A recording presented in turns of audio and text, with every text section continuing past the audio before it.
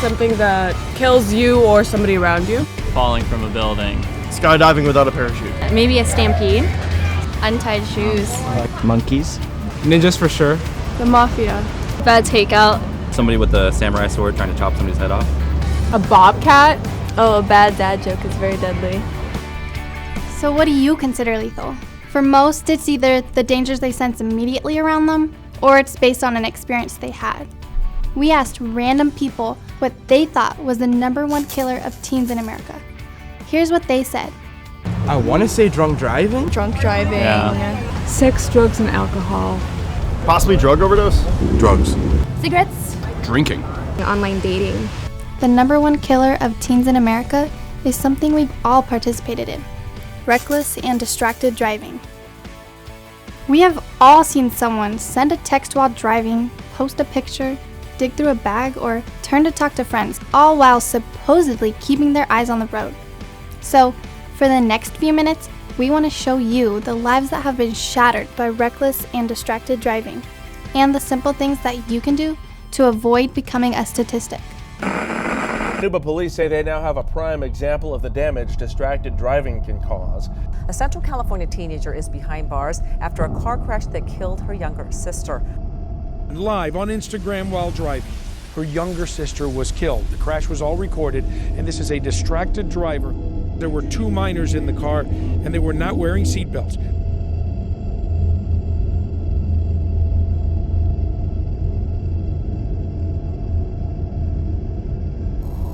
A life vigil to remember Christine Martinez, who was just 17 years old when she was killed in that crash.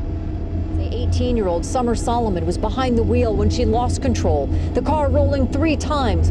Martinez ejected from the vehicle.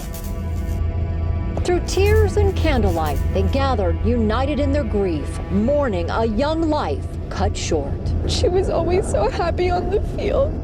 Loved ones say the losses are devastating. So what is reckless and distracted driving?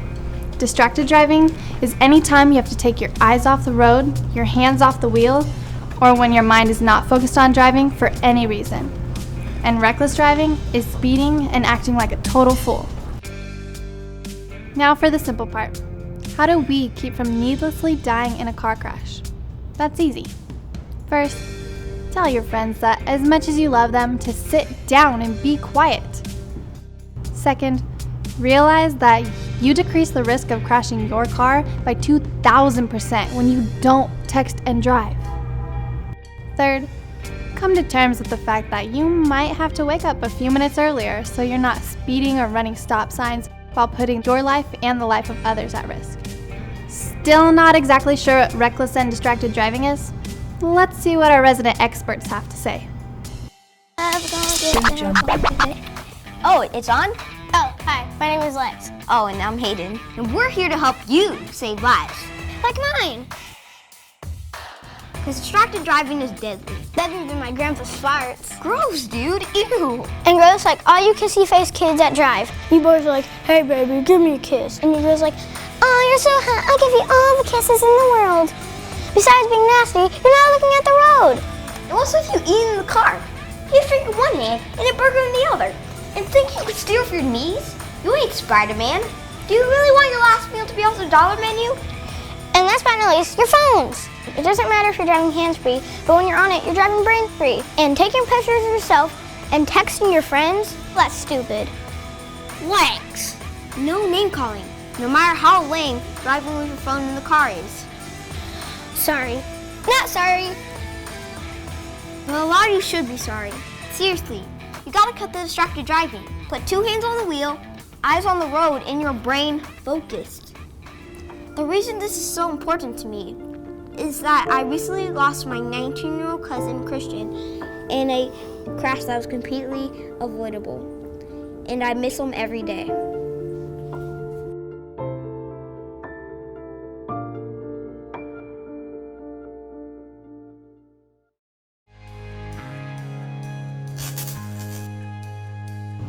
Let's see what's so distracting. What? Texting. Texting? I like to dance when I drive. Car dancing. Phones.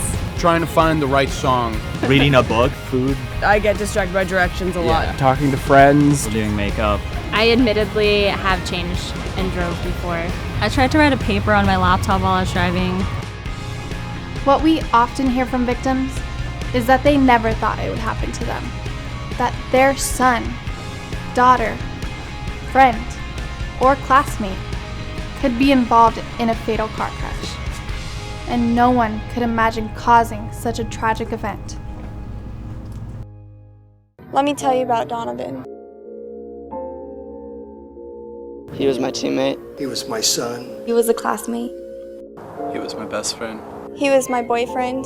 My son was my baby boy. I met Donovan in about 8th grade, and we just immediately became friends. We just connected. And I came here before my freshman year, and he was the first person that actually talked to me. Looking at how he interacted with others, it was something that made me proud. Donovan was definitely a people person. He attracted all kinds. I was playing line, and he was the running back, and I led block him all the way for a touchdown. And ever since then, we just became good friends. I see him as the leader of the pack. He would not only lead by example, but also try to help others sort through whatever they were going through in their own lives.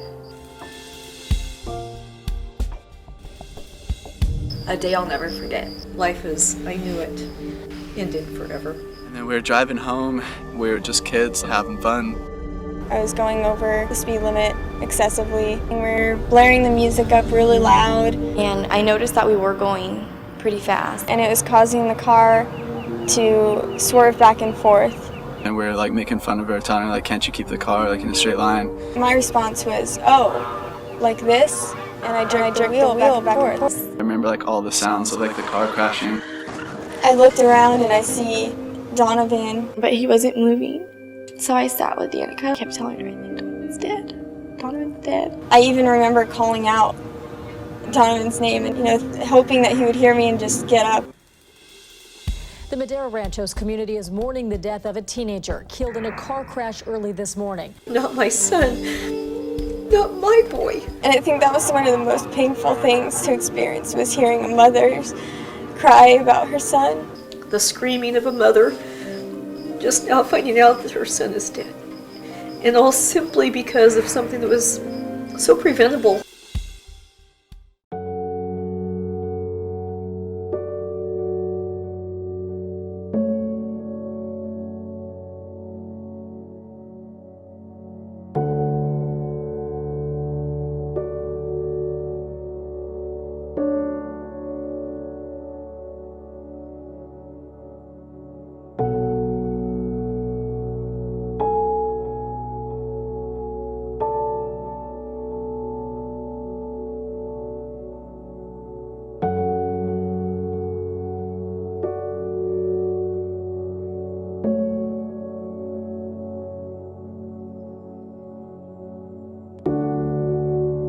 My life was shattered by distracted driving. The decisions made by everyone in the car, including Donovan, are what's responsible for his death. Were they bad kids? No. Did they make bad decisions? Absolutely. And my son Donovan, he knew to always wear his seatbelt. But why that night did he choose not to? I'll ask myself that question for the rest of my life. So why does my family choose to share our worst moment? Because we want each of you to remember that every time you get in a vehicle, you have to make good choices. Otherwise, it could be the last choice you make, as it was for my son Donovan.